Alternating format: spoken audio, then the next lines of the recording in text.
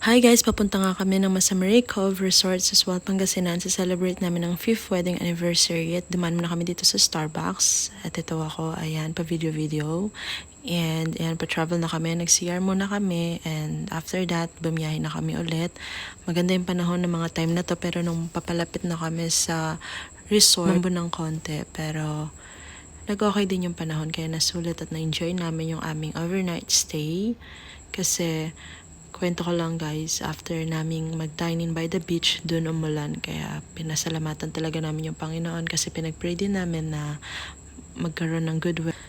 Ayan, kung makikita ninyo nga guys, maganda yung panahon. Pero mga bandang 6 p.m, dun siya umulan. So ayan guys, tutur ko muna kayo sa aming room. This is good for 2 packs. And ito yung nga yung aming binook. Dito kami mag-overnight stay at nakaka-relax.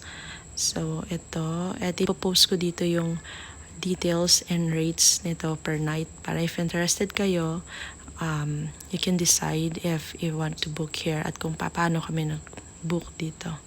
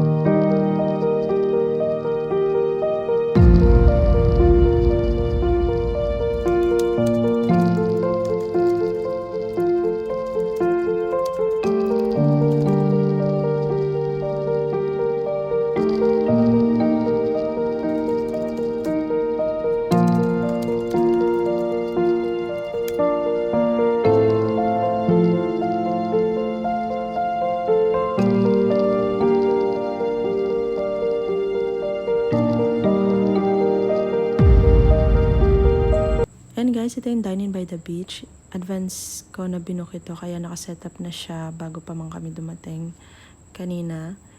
And ayan, dito kami mag-early dinner.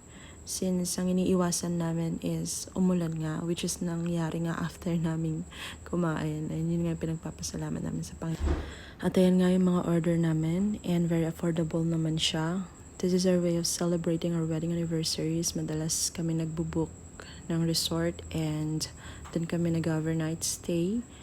And before kami dalawa lang ni Habi, ngayon meron na kaming Bolinggit.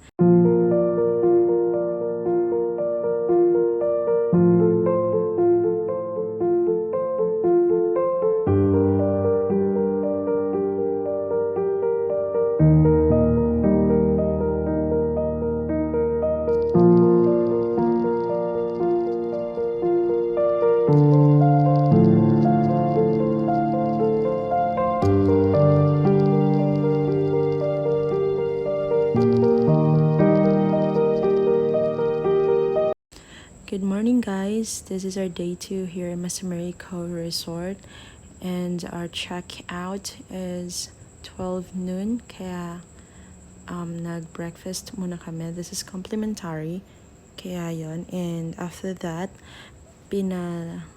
experience muna namin KB yung pool.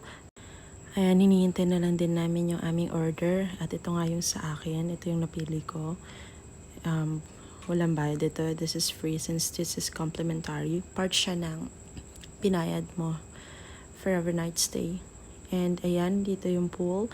Actually, yung outfit ni Biz not allowed. Pinakiusap lang namin since hindi naman kami magtatagal. Gusto lang namin experience kay B yung pool. And maaga rin kami nga alas since pupunta kami ng Baguio. Kaya early checkout kami. And dyan lang siya. Then after nyan is malis na din kami.